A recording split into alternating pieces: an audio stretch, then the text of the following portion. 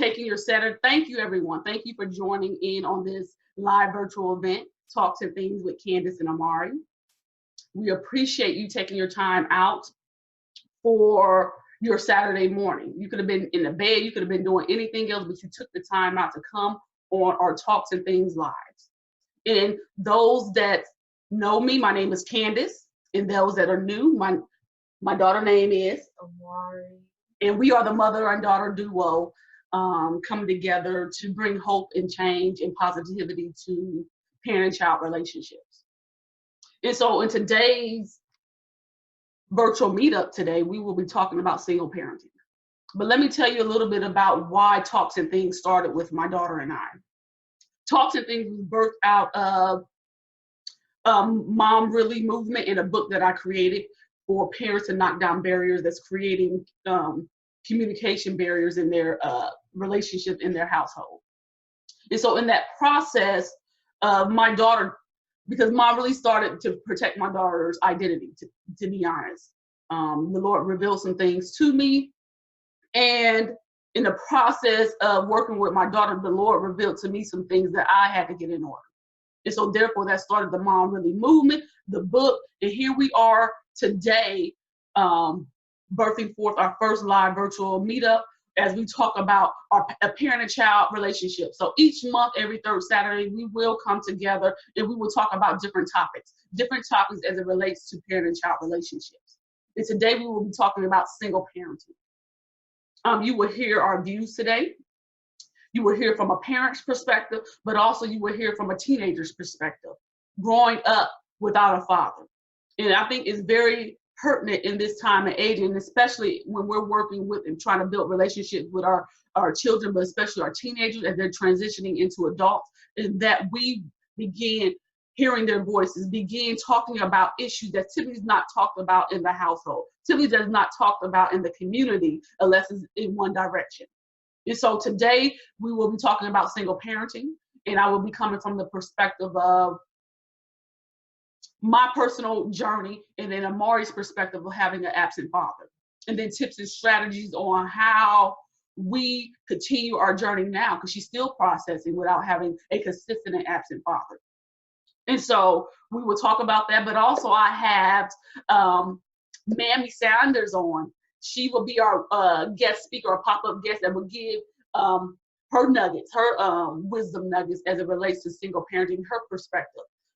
And I will read her bio towards the end. And so let's get started, Amari. As you know, this is my teenage daughter. I had her when I had Amari my senior year of college. Without going into the major backdrop, but as you continue on coming onto this virtual meetup each month, or follow me on my Mom Really page or my business page on social media, you'll hear my story. But for this purpose, I had my daughter my senior year of college. And in a nutshell, I was having fun. I came out of broken relationships, unhealthy relationships with men.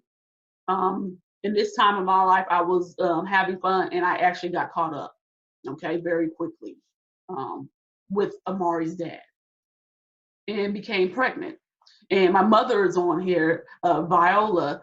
I made it, like I said, to my senior year of college, and my mother said, no, you're going to finish, because I contemplated on not finishing. I was embarrassed, but also I was relieved, because I thought, and if you heard my story prior to, like I said, I may get into it, but when I was 14, I had an abortion. And so that was one of the things that I was relieved, but also saddened at the same time, that I became pregnant.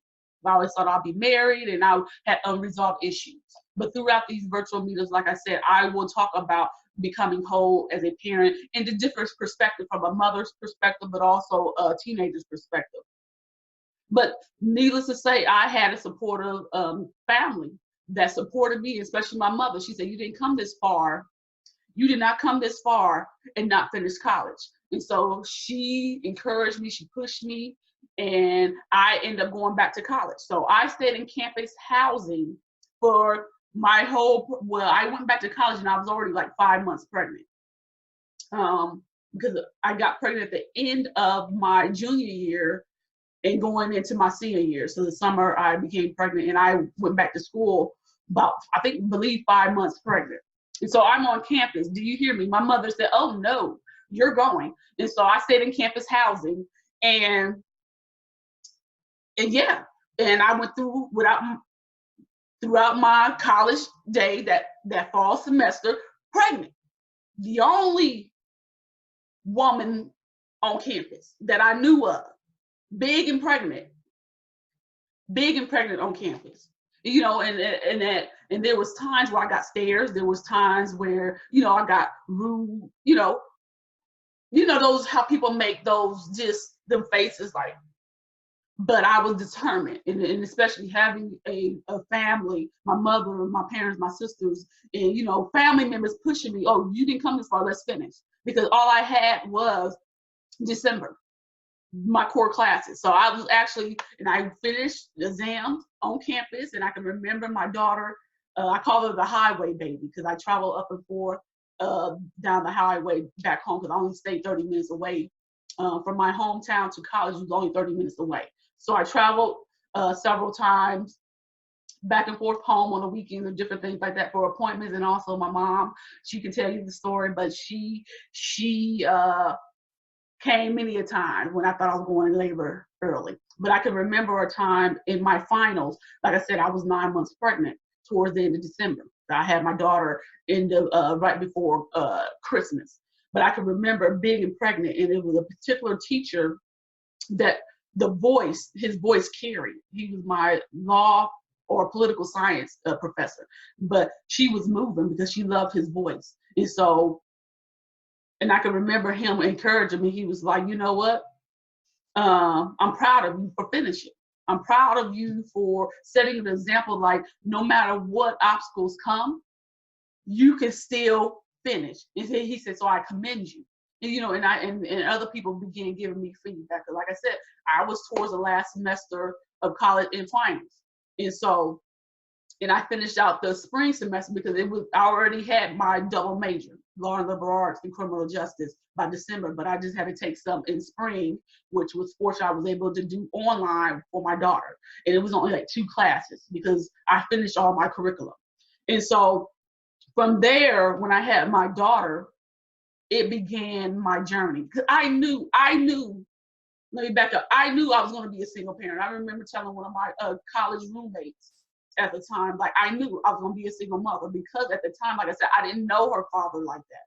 I was having fun and got caught up in meeting selfish needs during that time, trying to fill voids and, trying to be fun, trying to fit in. And, at that time, hey, just having fun without going into details because my daughter is present, and she knows this. So I'm able to be honest about what I'm speaking to you because she knows. I have always been honest with Amari, but age appropriate as it relates to being honest. And this is what started. When you look at me and you see my daughter here, it's because of her birth that began the process of me maturing and getting home. I knew, like I said, I was telling a college roommate, I knew I was going to be a single mother. But fortunately, I had family, like my mother.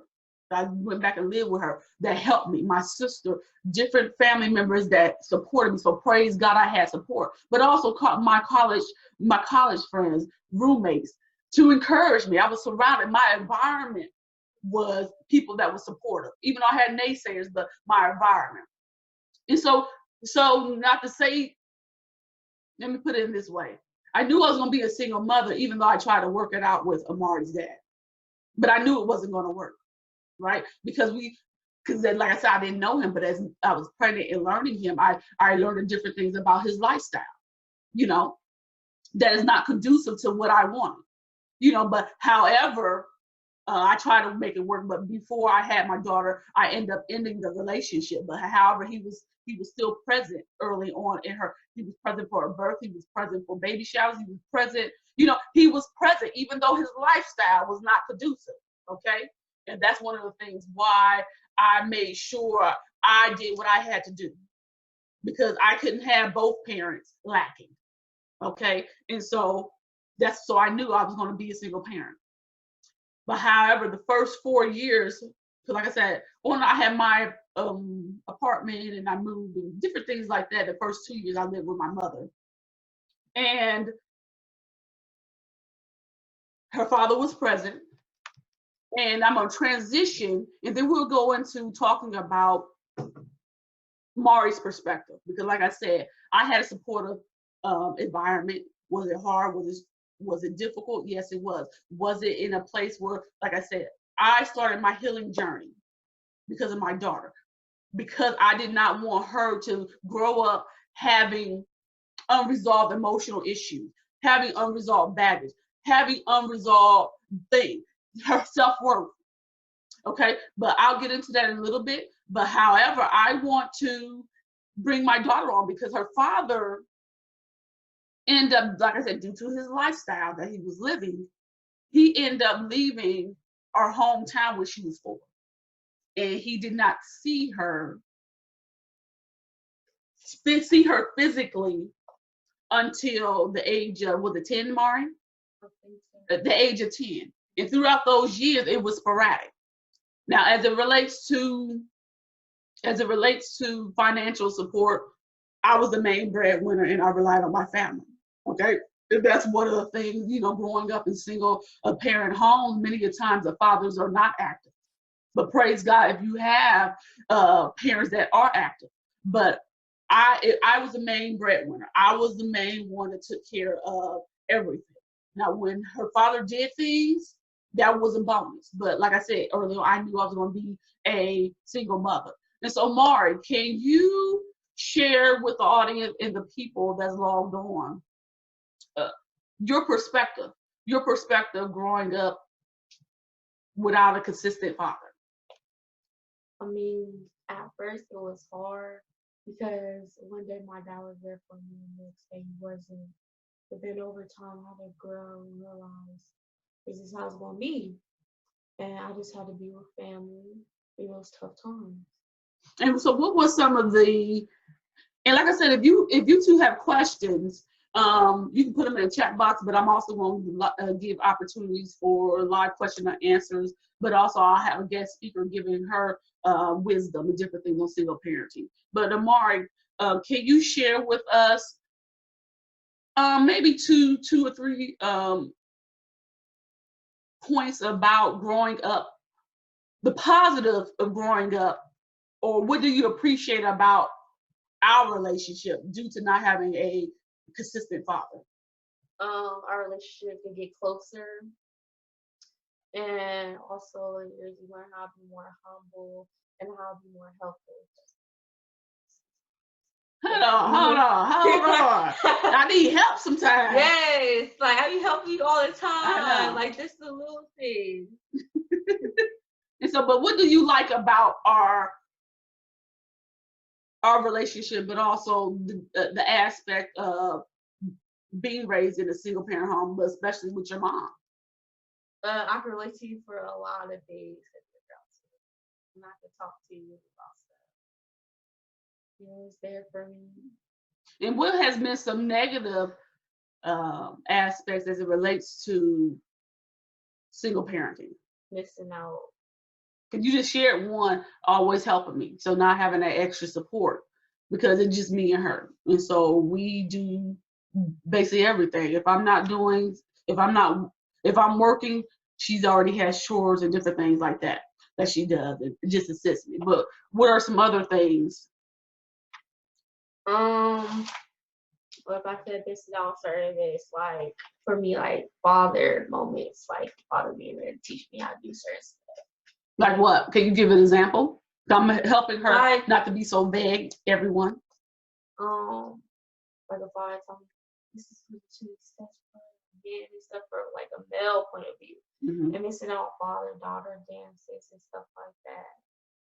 But at the end of the day, I miss out on certain things, but I have male figures in my life that helps me out in those things, like my uncle, Jamrell. That's my pops right there.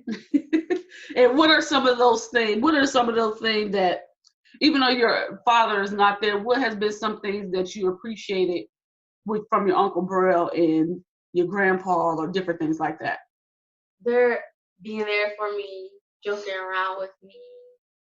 And I remember Uncle Bro took me to Father Daughter Dance. I'll never forget that. Like, and Papa D on little drives and stuff. We would go places. And what about Papa Rod or Papa Uncle Rod. Chris? Look, he's always getting us sweet dinners. He always taking us out. Always loving us. And he's teaching her. Actually, my father is actually teaching her how to drive. Yeah. Like, whoa, she's growing up. And I wanted to share those things with you because it's real. And as parents, we should be in a place where we allow our children to share different things. And especially if you find your children as they transition into a teenager, they may be acting out. They may be, Papa D said he love you. And they may be acting out and they may have behavior issues. Okay? And as parents, we have to be in a place of wholeness or position to take a step back and not take it personal all the time. What is going on? Now, there's so much that I can talk about as it relates to parent and child relationships, but also, and I'll be talking about an event I'm doing next month, a webinar dealing with honor and rebellion. How our parenting style, does it produce honor or rebellion? So I'll leave that for that webinar for next month. However, it's important because we have to create an atmosphere for our children to learn how to process their emotions in a healthy manner. Now, and I'm being honest, this is a journey, this is a continual journey, but it's better.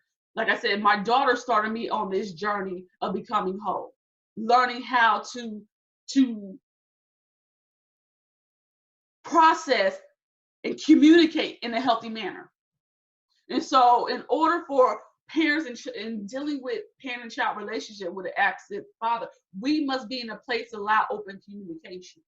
And if we notice certain behaviors or we notice different behavior issues or they're clamming up, we have to be in a position where we establish healthy communications with our children. Because there was a time where Amari cried out, or there was a time, especially as a teenager, seeking approval or attention as it relates to getting it from her friends. Because I had to deal with abandonment issues for myself, but also abandonment issues that relate to my daughter because of the absence of her father, because she went through a season of being angry, being upset, not understanding why her parents weren't together, not understanding why her father was around, and that she did something wrong.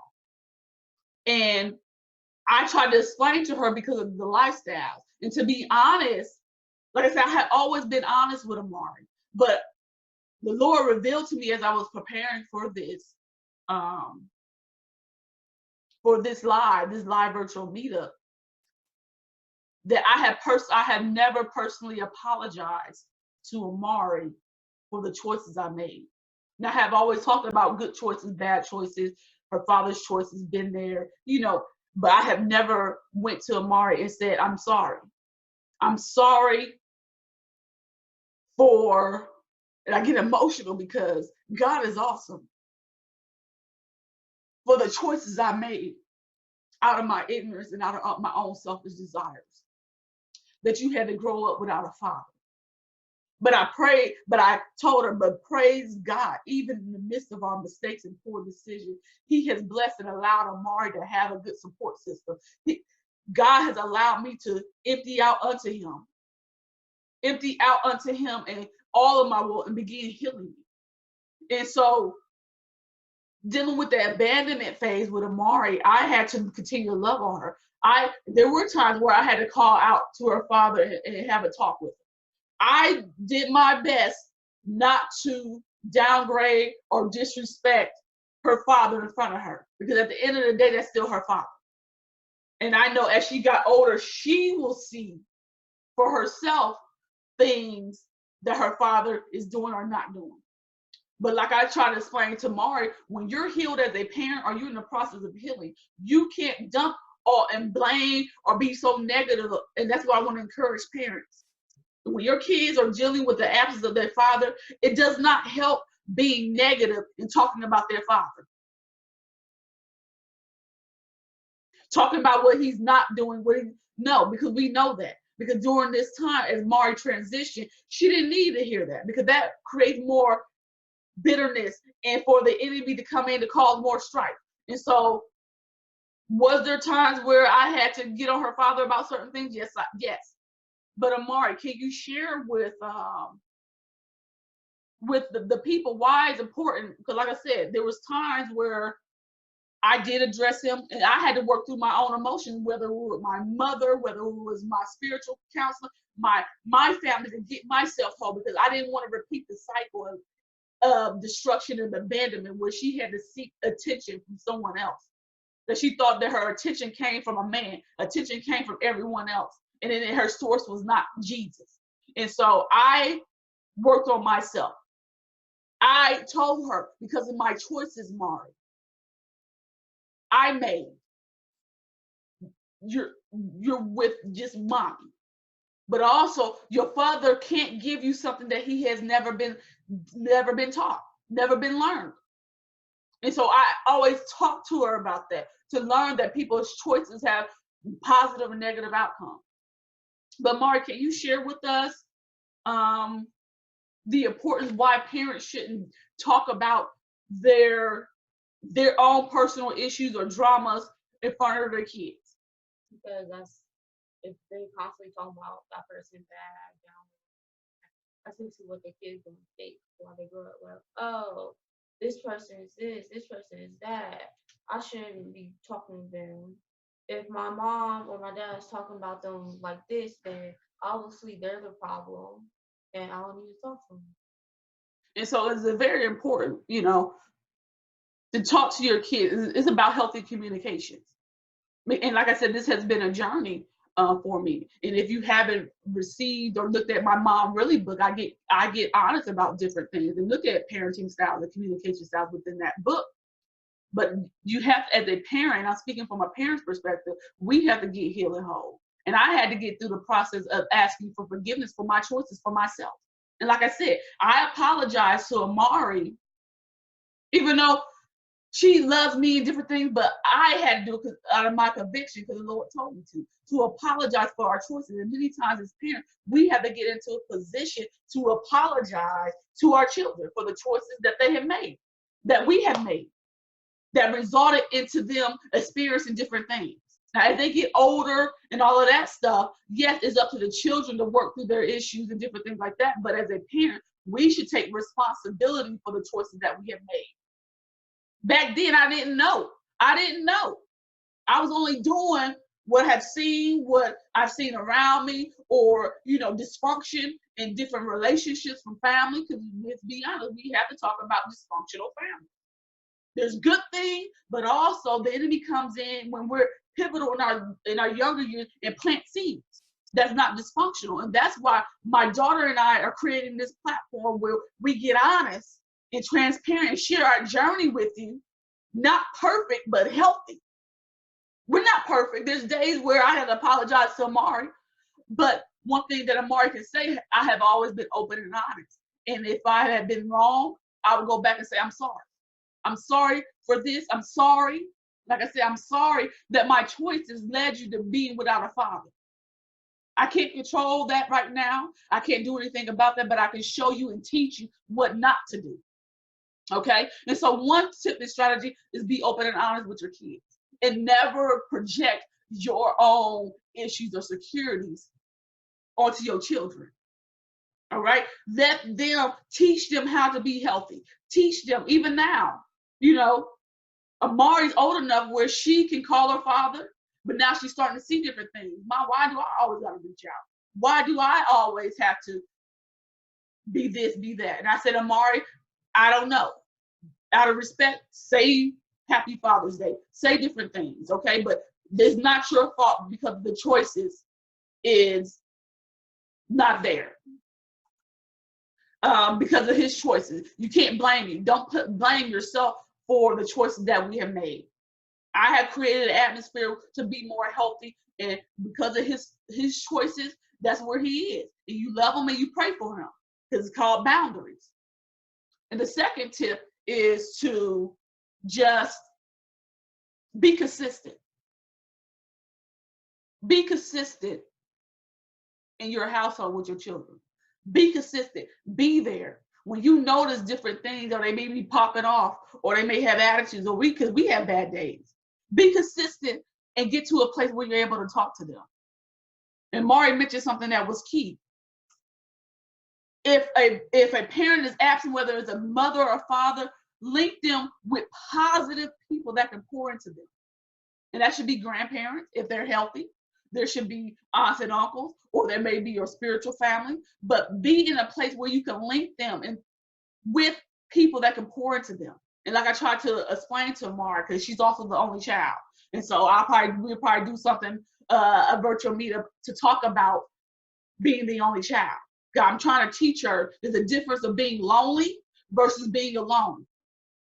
You see, and I had to get that in my singleness. Okay, and so there's a difference of being lonely, where you have to seek out and did it, versus being alone. Right?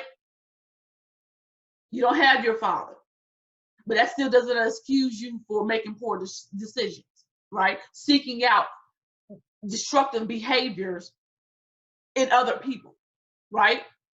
But so create an atmosphere, right, with open and honest communication, and especially as your children transition, don't rebel against the rebellion. Yes, your kids are going through stuff. To have open, honest, and communication. Allow them to communicate. But we got to take a step back. Like I said, there's times where Mari be like, and I'll be like, hold up. But so that's true. But when you know that about somebody, you know that your kids are going through transition, they're experiencing and trying to establish their own identity, you wouldn't react that way. You wouldn't go to a place when they may be talking back, or they may have an opinion and it may be rude or something. You may not go to that place of, who you talking to?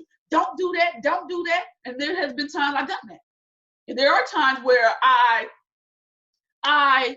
have done that and get out of box. And I had to apologize to Amari. I shouldn't have responded out of my emotions. I should have said that out of my emotions. But however, I don't take that back, but my tone in which it was, right? When you get to a place, and I'm trying to, as parents, we need to teach our children how to identify their emotions, how to identify their thoughts, how to identify their feelings, right? There's going to be good days and bad days. We're not perfect. But however, where the healthiness come in is, Mari, I shouldn't have said that. But however, I did not like that you did that. Or being, as women, it's come PMS, time of the month. We're getting close. There may be, look, I'm embarrassing. There may be our mood swing. So if you know that about your child, or you know that about yourself, you take certain measures to put in place. Right? So open and honest communication, be consistent in their life, establish healthy support system, not dysfunctional. You want family member that's in the same direction as you, that's healing and growing, not staying stuck.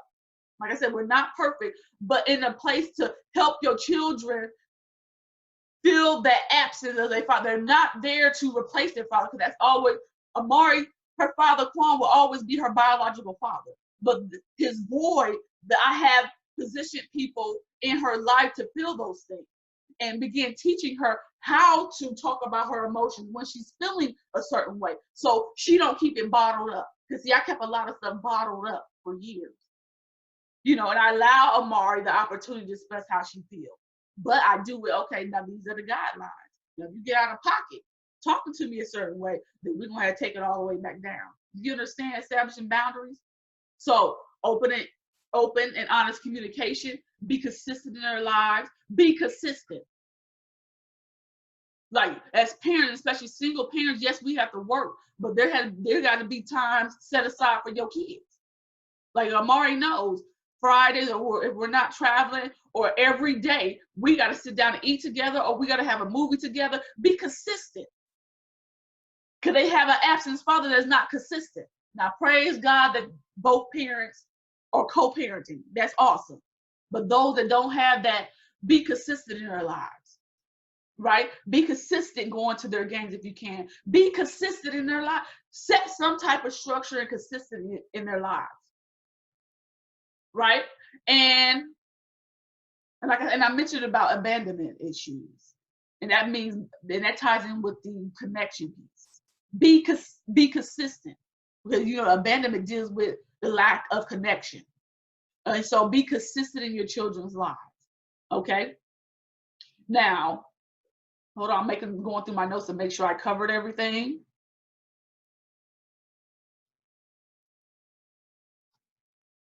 Okay, and also the other tips and strategy is praying. I don't know what your faith is, if you're viewing this currently or on replay, because I'm going to upload what your faith is. But my faith is Jesus Christ all day. And if it wasn't for him, if it wasn't for prayer, if it wasn't for my spiritual family, if it wasn't for a relationship, I would not be here. Amari and I would not be here sharing our journey on Talks and Things, sharing our journey about mom, really sharing our journey about establishing healthy parent-child relationships. So I want to encourage you, have prayer in your life, or have whatever source that will bring or that will breed growth, that will bring change, that will bring healing, that will bring healthiness into your life, into your household, into your parent and child relationship, into your mother and daughter, mother-son, father-daughter relationships. Is very important. And Mari, would you like to share anything as it relates to, for parents, or even for if their kids are watching this? Would you like to share anything to the teenagers or children that may watch this? Okay. And do you have any tips for them? Stay positive. Stay positive. And see, we gotta work with this next generation, okay? What? Working with my daughter on the vagueness. Yes, stay positive, but we don't know what that means. What stay positive in what? Okay. Okay. Do you think that friendships or the people they surround themselves with determines whether or not they stay positive? Yeah.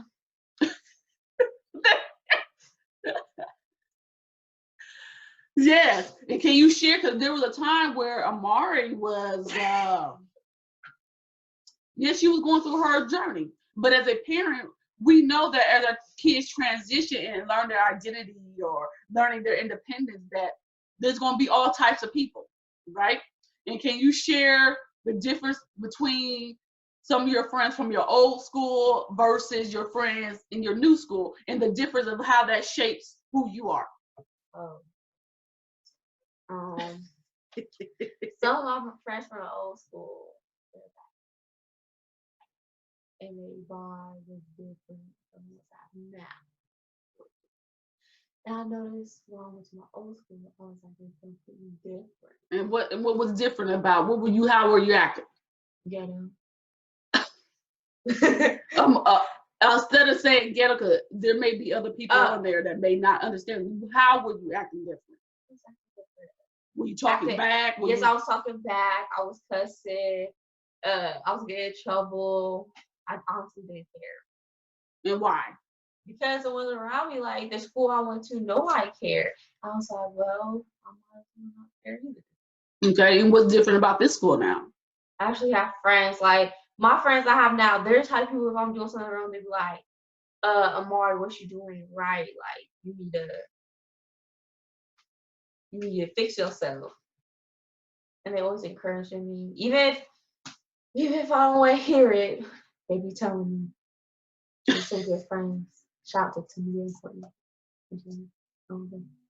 And so, and this, do you hear this? This is a platform. Yes. Am I in ministry? Yes. Am I? Or that? Yes. That's reality. Right? She cussing. Oh, there was a time where I had a potty mouth. There's time where I may slip up and I gotta say, "Ooh, Jesus." But this is realness, okay? That does not negate, because your kids are going to go through a transition as we go through transition. Because we're not the same people we were when we were younger. We're not the same people we were when we were a year ago or 5 years ago, 10 years ago. So what makes you think that as parents, we can't forget where we came from? And so instead of trying to protect our kids, you can't do that, you tell them this. No, you have to get to a place where I've been there, done that. Okay, I understand what you're going through, because see, I had to work with my daughter. That's how mom really was birthed, protecting her purpose and identity, because I seen her doing a lot of stuff, but Lord showed me some of the things that I was doing, and that I didn't like growing up as a child, or some of the things that I was doing that was wrong. And so I was able to help my daughter, instead of, yes, there was times that I had to work on myself and get it in order with anger. Like, who are you talking to? But at the end of the day, I take a step back, like, she's doing the same thing that you were doing. But now the opportunity, you have Jesus and you can teach her, Amari, you're going to go through this. So not being judgmental or different things, but I walked her through the process. But also I had her doing spirit check-ins and weekly family meetings and checking her behavior, because our job is to teach our children, train up our children in the way they should go. I was teaching her how to identify her behavior. So when you come back on a daily basis or a weekly family meeting, you need to show me, good or bad, your behavior. Okay? You need to identify and teach your kids. You can tell them, but you have to show them by their action. And I can tell my daughter, she knows all the choices I have made with men, all the choices I have made trying to seek approval from people, unresolved issues with parents, and the healing that I had to go through, And my mom can tell you the journeys that we've been on or different things, but praise God, we have Jesus. Okay? And so before we move on, I want to bring on, let me get her bio, Mamie Saunders. I actually met her through Facebook, through social media, and we have some mutual friends. But let me read you to her bio, because she's a powerful woman of God. Like, many times you may not have to meet somebody in person. I don't know if we met Mamie, but when I asked you to come on, please come on. I don't know if we met in person, but we have the same, as far as the networking and different things, we have the same type of people. She's out of Columbus, Ohio. But she is the founder and CEO of Intentional She Lifestyle and Consulting. It's a coaching branding company. And the purpose of Intentional She is a vision to equip, educate, and empower women to live a holistic and intentional life. Now, this woman, I hope she don't mind me sharing, but she shared on her platform, overcame and in remission from cancer, from my understanding. So she's a cancer survivor. And she hasn't, just speaking to her, she has a powerful testimony, but I wanted to bring her on because I'm also here to obey. When the Lord tells me to bring someone on, bring them on. And so I asked her to come on and share. So in the last 10 minutes, Mamie, why don't you come on, log on the mic and video, and share with us some wisdom nuggets that parents can take from single parenting or whatever the Lord gives you. Okay. Hello, ladies. Hey, I'm excited to be here. Thank you for having me, Candice and Amari. I'm happy. Once again, my name is Mamie Saunders. I am the founder of Intentional She. I met Candice on Facebook, and I am a true believer that God presents divine connections, and I just loved what she did. And sometimes she was just really giving up all them good nuggets that I needed, because we need them parenting advice and all that good stuff, and from a transparent point. So I'm truly happy to be here.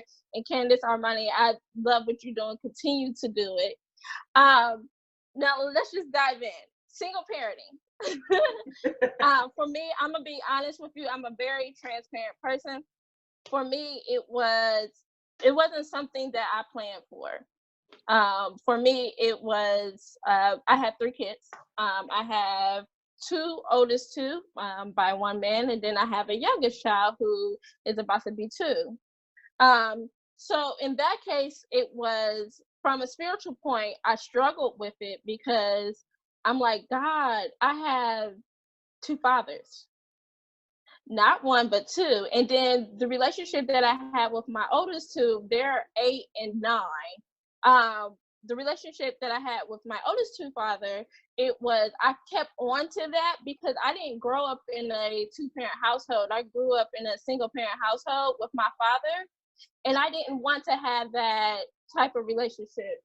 Hold on just a second. I'm sorry. Hold on. Children.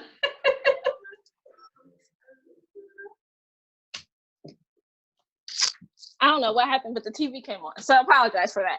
But so I grew up in a single parent household, and I did any and everything to avoid that, knowing that I was in a unhealthy. And my kid's father, the oldest two, he's a really, really, really good guy, but we just weren't meshed together, right?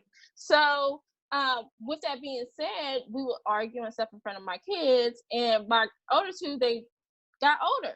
And my oldest son, he's like, Mom, I started seeing when me and his dad would argue that he felt like he had to pick and choose who he had to fend for.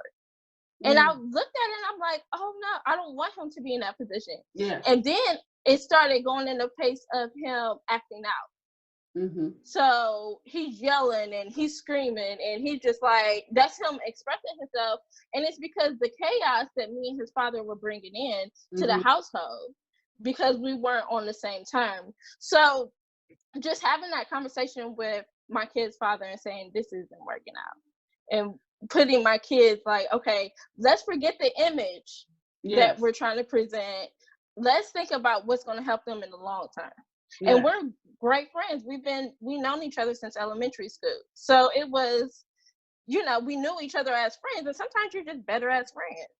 So in that transition, I ended up dating someone else, and it happened so fast. I ended up getting pregnant with my younger son, and I thought I had the picket fence and the White House and all that came with it, and that wasn't necessarily the case. He ended up being a abusive guy, verbally and physically.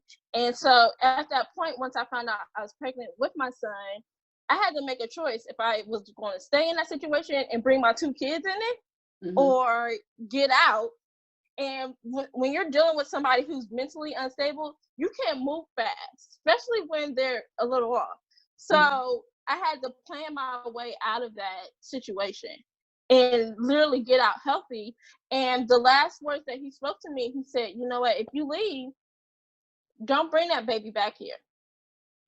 And I chose that day to leave and not bring my son back into that situation. And at that point, that's when I knew that I was going to be a single mom. And that was a tough pill to swallow, because I didn't only do it once, but then I did it twice. And so it was very tough for me to go through, but not only see that, but see my kids go through it, because at the end of the day, our kids, they're a part of us. So when they see us going through something, they can pick that up.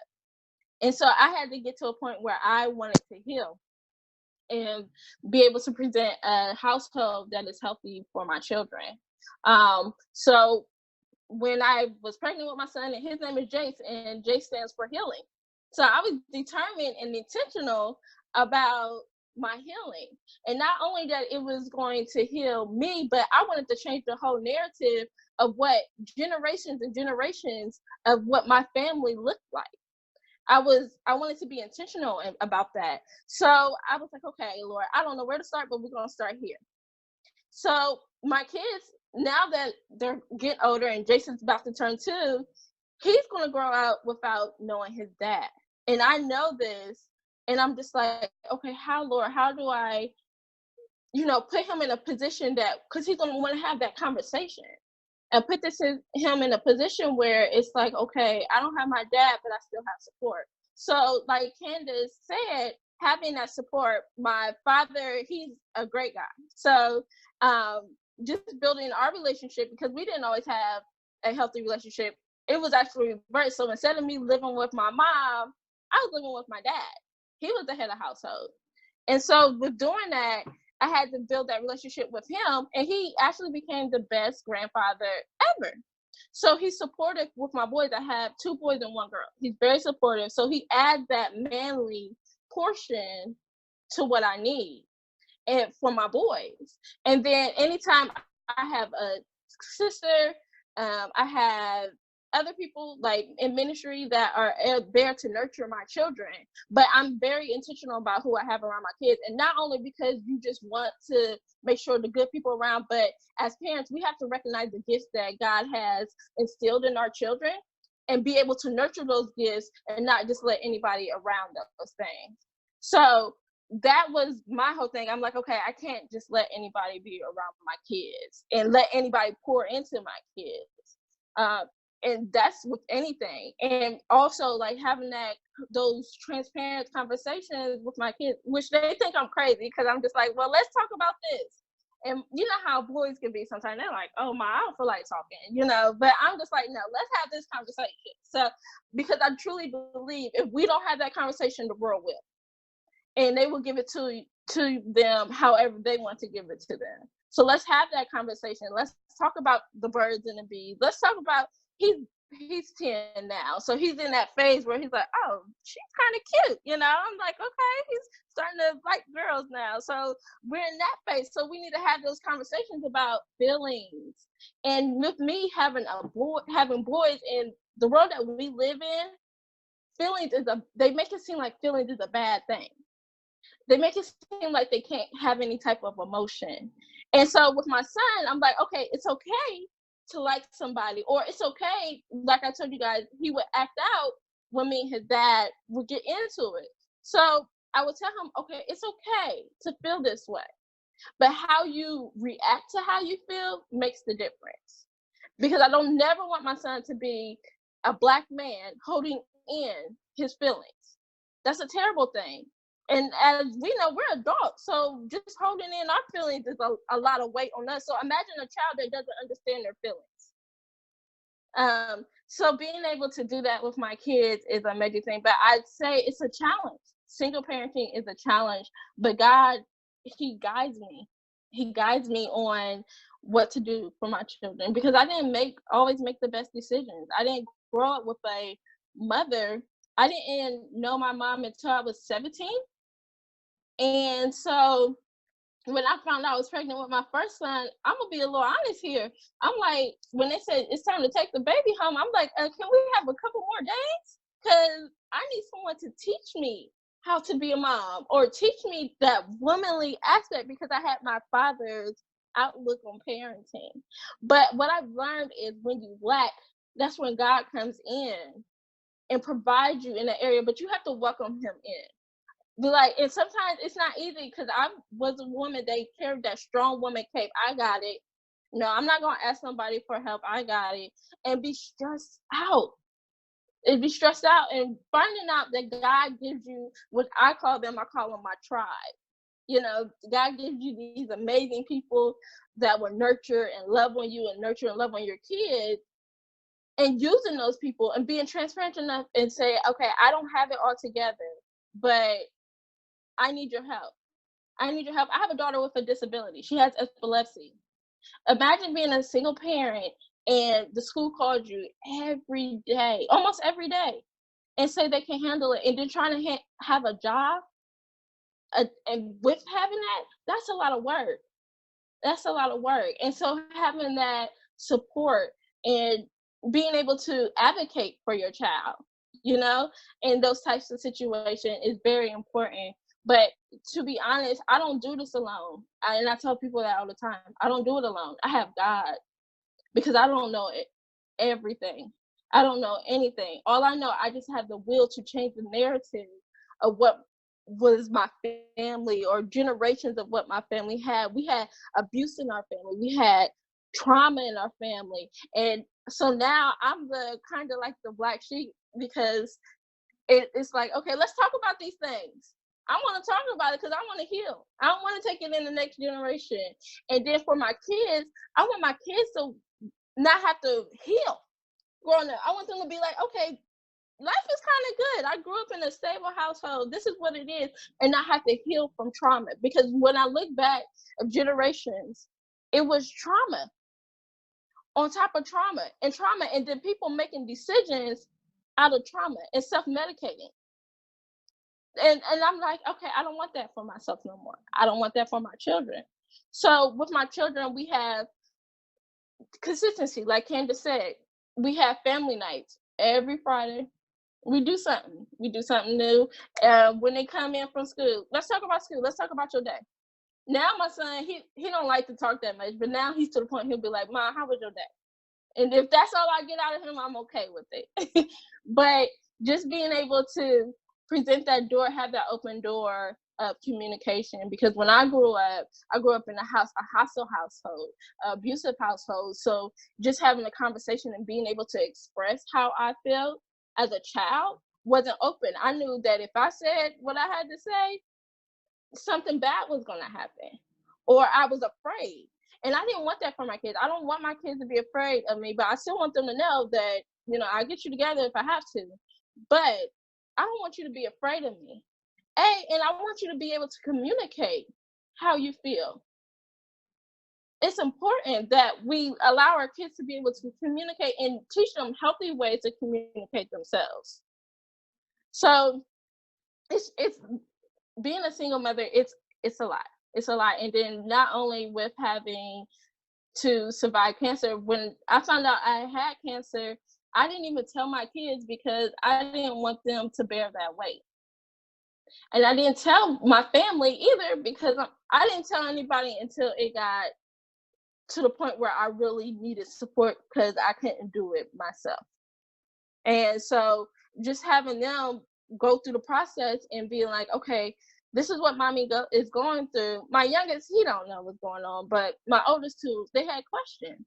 Okay, what's going on? How does this affect us? And, so I knew my healing during cancer was they were going to go through healing too.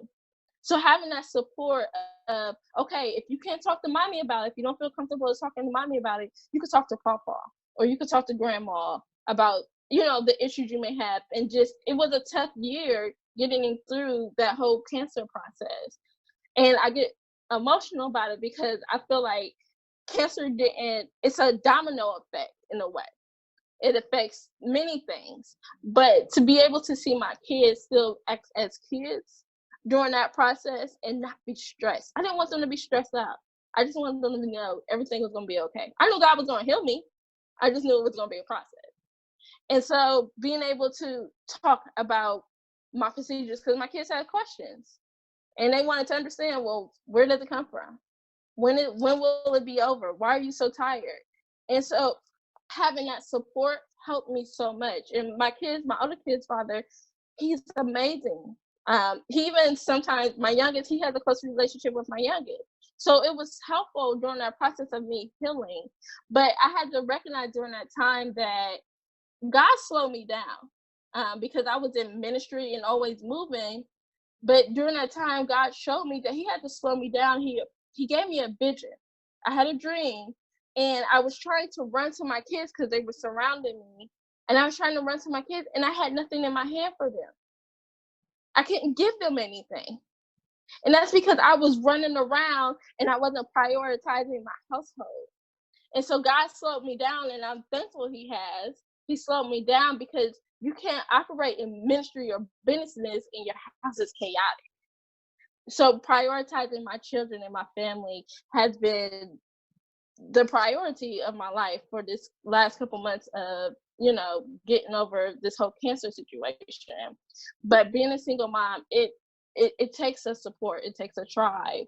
Find your tribe and stay consistent with your children, because that's what's going to build them up.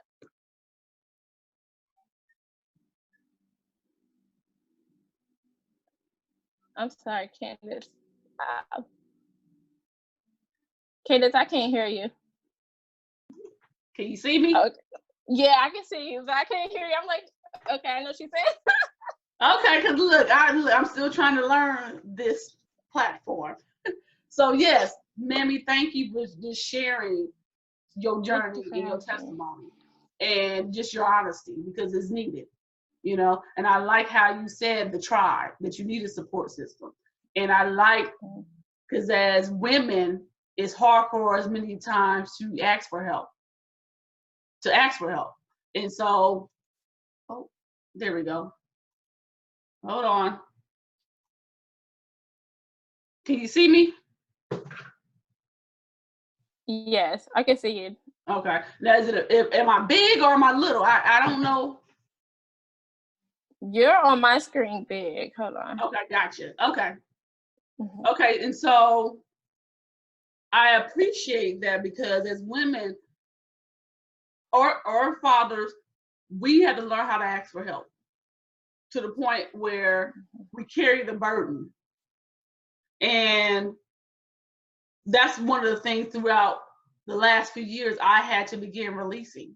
Like as a parent, I can't carry all the burdens. I can't carry the stress and asking for help, right? Because we go getters. As women, we go handle business because that's what we were created to do. But at the same time, in this parenting thing, I had to reach out, like to my mom. She many times I had called my mother. Hey mom, this is what's going on with my daughter. This is what's going on in my life, and to get support, get counseling, get help, get suggestions. Even my dad or just your tribe or spiritual people to help. So I like that, Mamie, that you said that, and I'm so glad that you're an overcomer because I'm truly the beginning, especially with the cancer thing, to bring others out.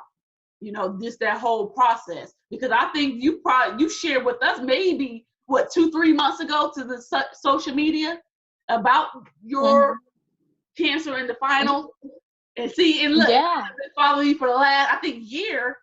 Seeing that you're doing this speaking engagement, you're doing, photo shoots and different things, not knowing that you had cancer. That's a lot, And so I appreciate you, and I'm just excited for divine connections. I know that God is going to do some things individually, but also collectively with us. And so I'm excited for that. Did you want to give any other nuggets to the people? Mari, Mamie? Mari. Yes, I have something from Mari. I just love what you're doing. I love that you're stepping out. This is big. You're needed. So continue to be transparent and continue to live in your truth. It's a light. It's a great thing to see. You're going to be able to help many other teens and children. So this is just only the beginning for you. So I'm super excited for you. And then for the other moms, one thing I did was write down a vision. After I beat cancer, I wrote down a vision that I had for not only my business, but for my family. I wrote that vision down. And you know what? I prayed over it and I said, God, you guide my steps strategically on this vision and change anything that is not of yours. Yes. And from that point on, it's been moving, but have a vision of what you want your family to be and stick to that, just like you would a business. And if anything is outside of that, don't do it. If anyone is outside of that, don't allow it in. But continue to have that vision for your family. It's important because God gives us visions for our families. So yeah, that would be my nugget. Write down your vision, talk to God, invite him in, and then put that faith in motion because God, he's the bomb. And so thank you so much, Candice. Thank you. Mom, did you want to share anything? My mother's on here. Mamu. She called us Mamu. But Mom, did you want to share anything before we get off? No, she probably don't know how to do it. But Mari, can you close us out in prayer? And I'll add in. Holy Father, thank you for another day, Lord. Thank you for keeping us and helping us draw closer to you.